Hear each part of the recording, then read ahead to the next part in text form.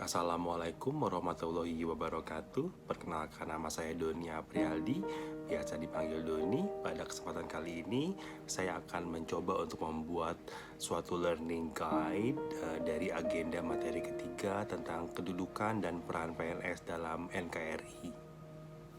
Dalam agenda 3 ini terdapat 3 sub pokok bahasan. Yang pertama adalah mengenai manajemen aparatur sipil negara atau manajemen ASN. Yang kedua mengenai pelayanan publik. Dan yang ketiga mengenai whole of government. Sekarang kita akan mencoba membahas mengenai manajemen ASN. Sebagai salah satu sumber daya pemerintahan, aparatur sipil negara atau ASN mempunyai peran yang amat penting dalam rangka menciptakan masyarakat madani yang taat hukum, berperadaban modern, demokratis, makmur, adil, dan bermoral tinggi dalam menyelenggarakan pelayanan kepada masyarakat secara adil dan merata, menjaga persatuan dan kesatuan bangsa dengan penuh kesetiaan kepada Pancasila dan Undang-Undang Dasar Negara Republik Indonesia tahun 1945. Untuk menghasilkan pegawai ASN yang profesional, memiliki nilai dasar, etika profesi, bebas dari intervensi politik, bersih dari praktik korupsi, kolusi, dan nepotisme, kemudian pengelolaan ASN diatur dalam manajemen ASN. Manajemen ASN lebih menekankan kepada pengaturan profesi pegawai sehingga diharapkan akan tersedia sumber daya ASN yang unggul dan selaras dengan perkembangan zaman. Berdasarkan jenisnya, pegawai ASN terdiri dari pegawai negeri sipil atau PNS. PNS merupakan warga negara Indonesia yang memenuhi persyaratan tertentu, diangkat sebagai pegawai ASN secara tetap oleh pejabat pembina kepegawaian untuk menduduki jabatan pemerintahan dan memiliki nomor induk pegawai secara nasional. Yang kedua adalah pegawai pemerintah dengan perjanjian kerja atau PPPK. PPPK adalah warga negara Indonesia yang memenuhi syarat tertentu yang diangkat berdasarkan perjanjian kerja untuk jangka waktu tertentu dalam rangka melaksanakan tugas pemerintahan sesuai dengan kebutuhan instansi pemerintah dan ketentuan perundang-undangan. Pegawai ASN memiliki peran sebagai perencana, pelaksana, dan pengawas penyelenggaraan tugas umum pemerintahan dan pembangunan nasional melalui pelaksanaan kebijakan dan pelayanan publik yang profesional, bebas dari intervensi politik, serta bersih dari praktik korupsi, kolusi, dan nepotisme. Untuk dapat menjalankan peran dengan baik, pegawai ASN memiliki fungsi sebagai 1. Pelaksana kebijakan publik, 2. Pelayanan publik, dan 3. Perekat dan pemersatu bangsa. Dalam Undang-Undang ASN, hak PNS dan PPPK adalah sebagai berikut. Hak PNS berhak memperoleh gaji, tunjangan, dan fasilitas, kemudian cuti, jaminan pensiun dan jaminan hari tua, perlindungan, dan pengembangan kompetensi. Sementara itu, PPPK berhak memperoleh gaji dan tunjangan, cuti, perlindungan, dan pengembangan kompetensi. Dan dalam Undang-Undang ASN, kewajiban pegawai ASN antara lain: 1. Setia dan taat pada Pancasila, Undang-Undang Dasar Negara Republik Indonesia tahun 1945, Negara Kesatuan Republik Indonesia, dan pemerintah yang sah. 2. Menjaga persatuan dan kesatuan bangsa. 3. Melaksanakan kebijakan yang dirumuskan pejabat pemerintah yang berwenang. 4. Menaati ketentuan peraturan perundang-undangan. 5. Melaksanakan tugas kedinasan dengan penuh pengabdian, kejujuran, kesadaran, dan tanggung jawab. 6. Menunjukkan integritas dan keteladanan dalam sikap, perilaku, ucapan, dan tindakan kepada setiap orang, baik di dalam maupun di luar kedinasan.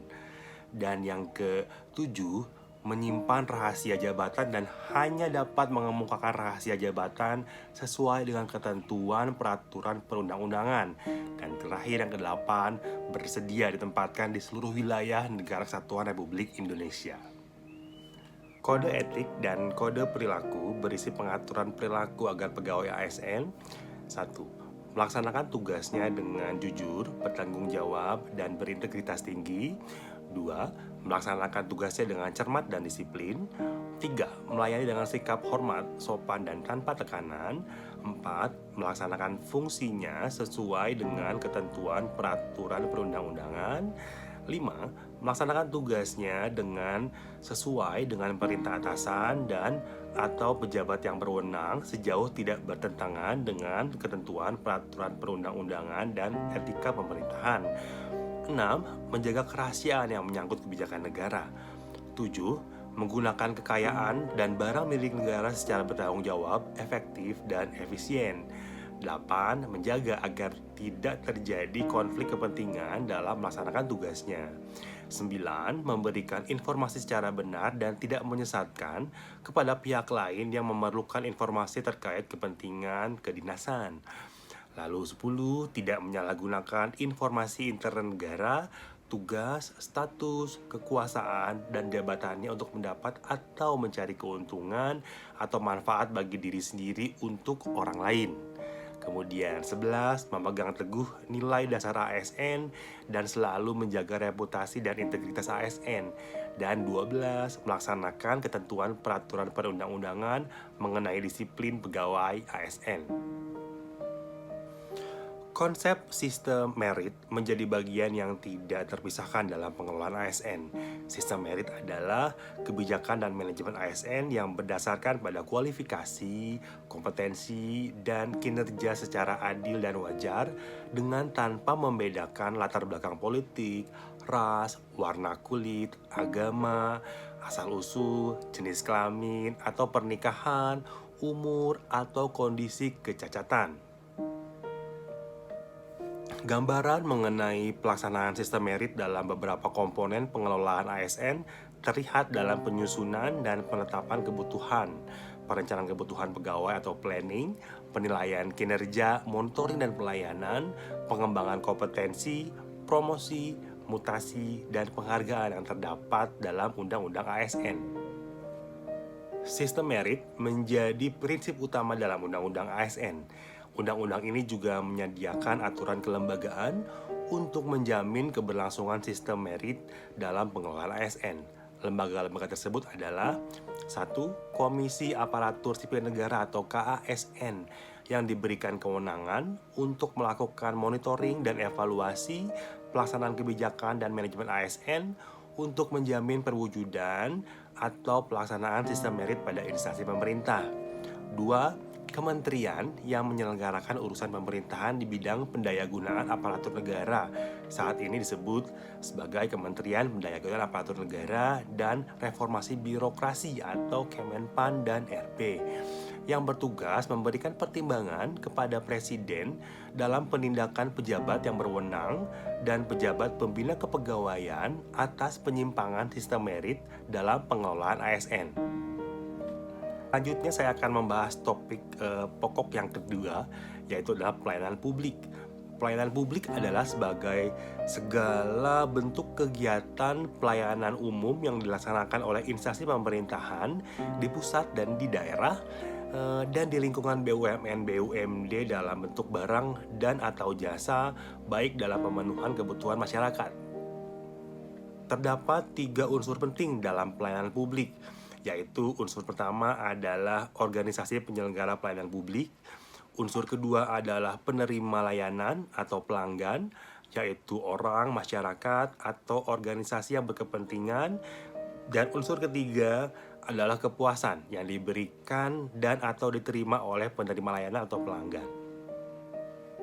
Prinsip pelayanan publik yang baik untuk mewujudkan pelayanan prima adalah 1.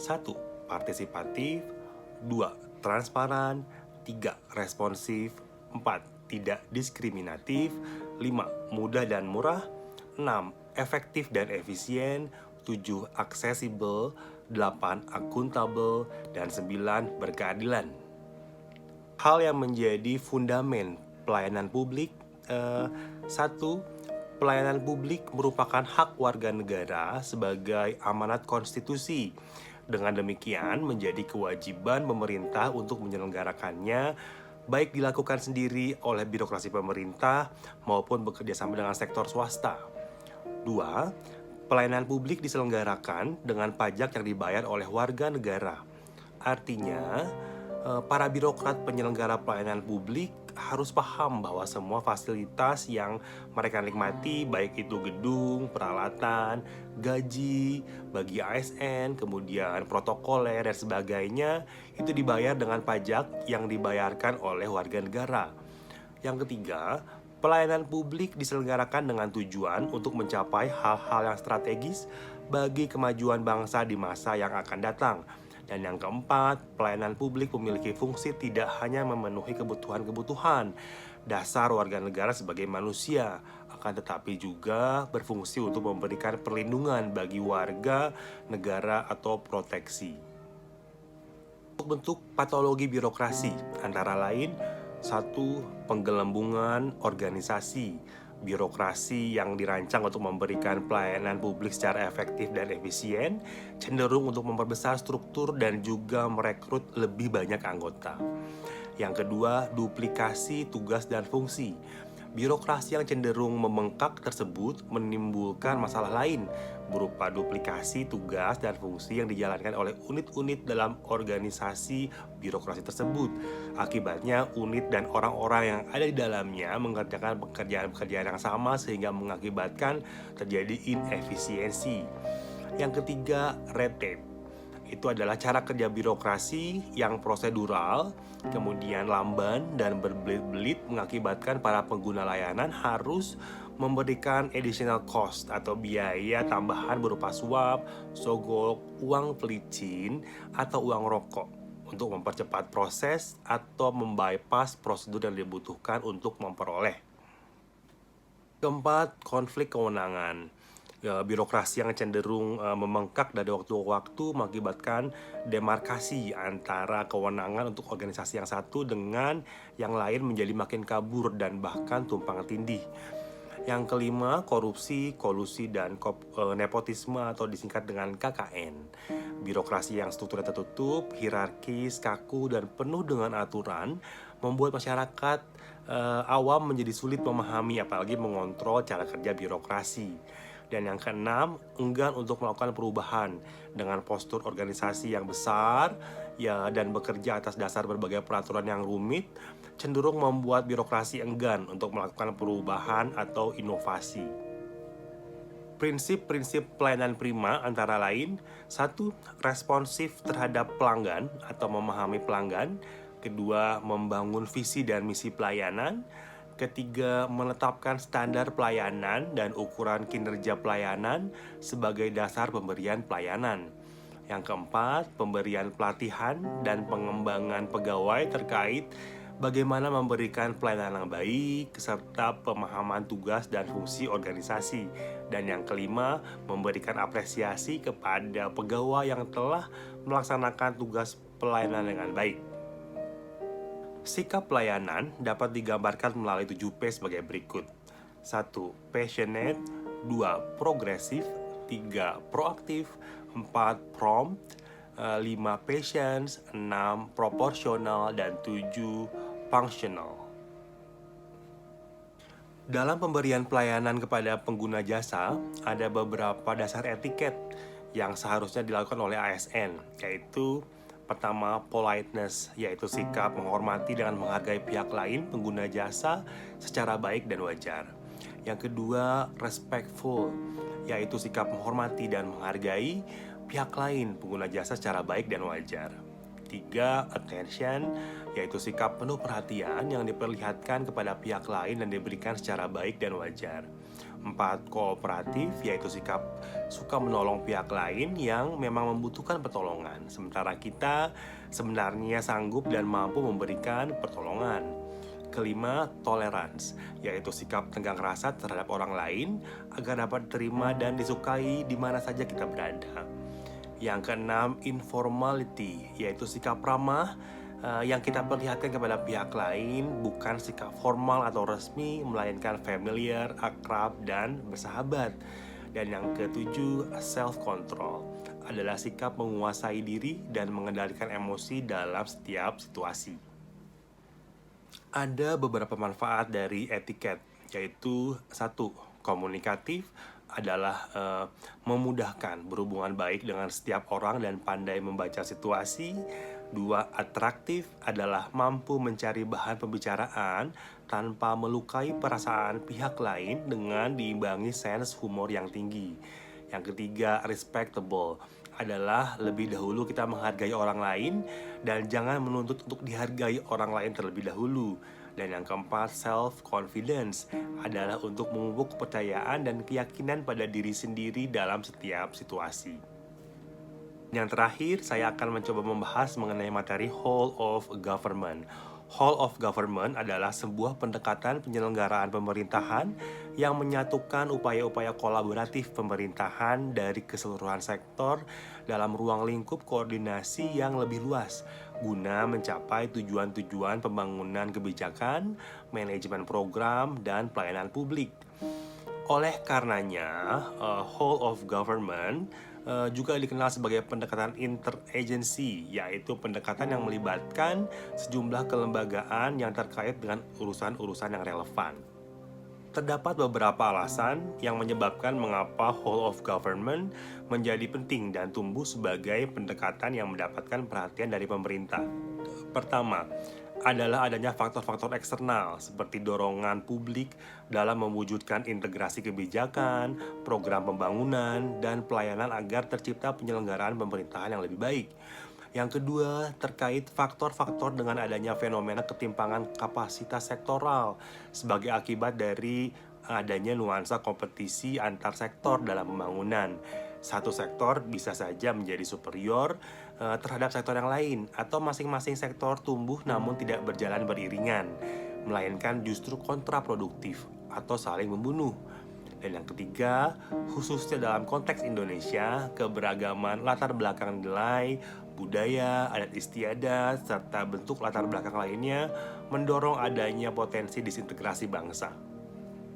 Terdapat beberapa cara pendekatan whole of government yang dapat dilakukan, baik dari sisi penataan institusi formal maupun informal.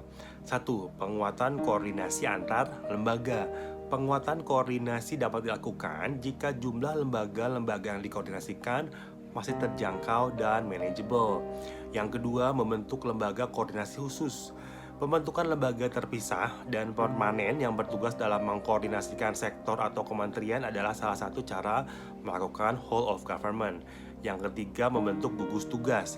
Gugus tugas merupakan bentuk pelembagaan koordinasi yang dilakukan di luar struktur formal yang sifatnya tidak permanen. Dan yang keempat, koalisi sosial. Koalisi sosial ini merupakan bentuk informal dari penyatuan koordinasi antar sektor atau lembaga tanpa perlu membentuk pelembagaan khusus dalam koordinasi ini. Jenis pelayanan publik yang dikenal dapat didekati oleh pendekatan whole of government adalah 1. Pelayanan yang bersifat administratif. Pelayanan publik yang menghasilkan berbagai produk, dokumen resmi yang dibutuhkan warga masyarakat. Yang kedua, pelayanan jasa. Pelayanan yang menghasilkan berbagai bentuk jasa yang dibutuhkan warga masyarakat seperti pendidikan, kesehatan, ketenaga kerjaan, perhubungan, dan lainnya. 3. Pelayanan barang. Pelayanan yang menghasilkan jenis barang yang dibutuhkan warga masyarakat seperti misalnya jalan, perumahan, jaringan telepon, listrik, air bersih, dan seterusnya. Dan yang keempat, pelayanan regulatif, yaitu bentuk pelayanan melalui penegakan hukuman dan peraturan perundang-undangan maupun kebijakan publik yang mengatur sendi-sendi kehidupan bermasyarakat. Berdasarkan Undang-Undang Nomor 28 Tahun 1999 tentang penyelenggaraan negara yang bersih dan bebas dari korupsi, kolusi, dan nepotisme, telah ditetapkan asas-asas umum penyelenggaraan negara yang harus menjadi acuan dalam penyelenggaraan negara dan pemerintahan negara oleh aparatur negara. Yang pertama adalah asas kepastian hukum, yang kedua asas kepentingan umum, ketiga asas akuntabilitas, keempat asas proporsionalitas, kelima asas profesionalitas, keenam asas keterbukaan, dan ketujuh asas efisiensi, serta kedelapan asas efektivitas. Penyelenggara harus membuat sistem informasi pelayanan publik yang berisi semua informasi pelayanan publik yang berasal dari penyelenggara pada setiap tingkatan. Penyelenggara berkewajiban mengelola sistem informasi yang terdiri atas sistem informasi elektronik atau non-elektronik. Sekurang-kurangnya meliputi 1. Profil penyelenggara, yang kedua profil pelaksana, 3. Standar pelayanan, 4. Maklumat pelayanan, 5. Pengelolaan pengaduan, dan keenam penilaian kinerja. Sekian learning guide atau rangkuman materi dari agenda ketiga, kedudukan dan peran PNS dalam NKRI yang bisa saya sampaikan pada kesempatan kali ini. Mohon maaf bila banyak terdapat kekurangan. Semoga bisa memberikan manfaat bagi seluruh pihak yang melihat video tersebut. Billahi taufiq wal hidayah. Wassalamualaikum warahmatullahi wabarakatuh.